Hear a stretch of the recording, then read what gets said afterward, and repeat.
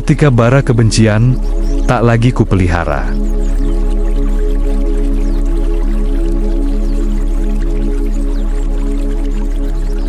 Pernahkah kita duduk dalam diam, lalu tiba-tiba ingatan menyakitkan itu datang lagi? Mungkin tentang seseorang yang pernah menghina, merendahkan, atau bahkan mempermalukan kita. Mungkin tentang mereka yang menyakiti, mengambil hak kita, atau membuat kita merasa kalah. Tanpa diminta, kata-kata itu muncul begitu saja dalam hati. Ia menghina saya, ia memukul saya, ia mengalahkan saya, ia merampas milik saya. Kita tidak mengatakannya keras-keras, tapi pikiran itu tidak berhenti berputar.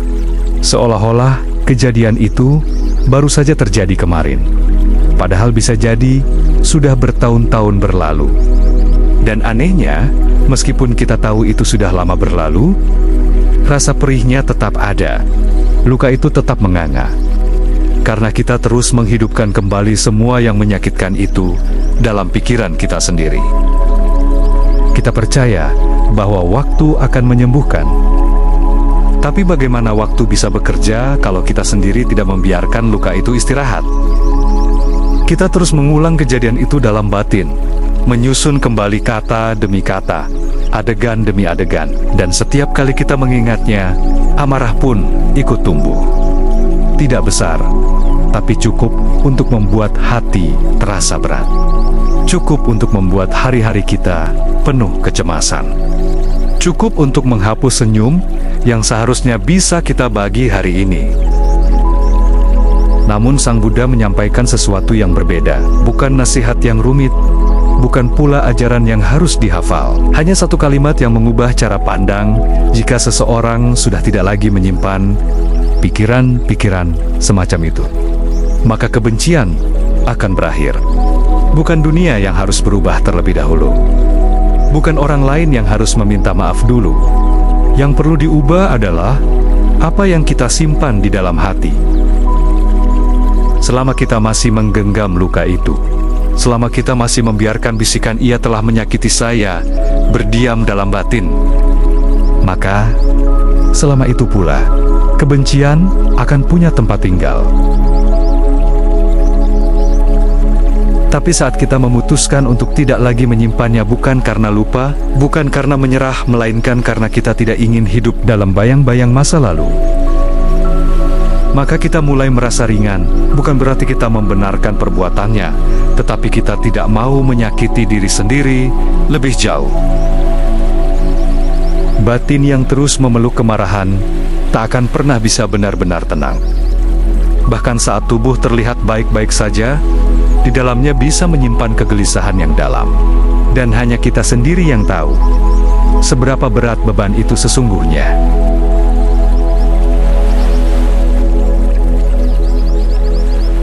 Melepaskan bukan berarti kita kalah. Bukan pula berarti kita membiarkan diri diinjak. Melepaskan adalah keputusan untuk menjaga hati agar tetap bersih dari racun yang tidak perlu. Setiap pikiran tentang aku disakiti bisa kita biarkan pergi. Bukan karena orang itu pantas dimaafkan, tapi karena kita sendiri ingin bebas. Bebas dari rasa dendam yang menahan langkah. Bebas dari suara batin yang terus menjerit. Bebas dari bayang-bayang yang membuat kita takut bahagia. Hidup ini singkat. Kita tak tahu berapa banyak waktu yang tersisa. Dan akan sangat sayang jika sisa waktu yang ada kita habiskan untuk menyimpan luka yang tak pernah disembuhkan. Mengapa tidak kita pilih untuk hidup dengan damai, bukan dengan kemarahan?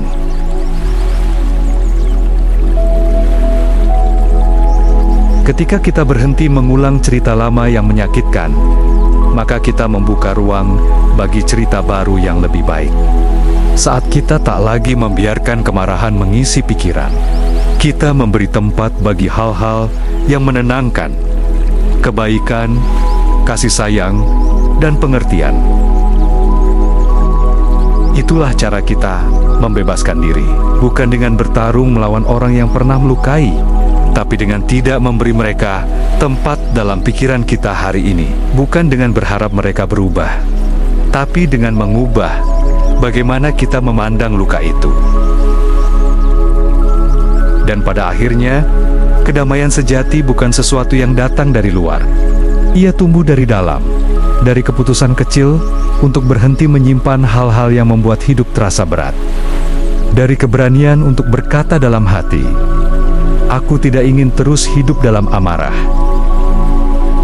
Semoga setelah ini, kita bisa mulai menurunkan beban itu, meskipun pelan, meskipun belum sempurna. Setiap langkah menuju kebebasan adalah langkah yang patut dihargai. Semoga semua makhluk selalu berbahagia, terbebas dari penderitaan batin dan jasmani.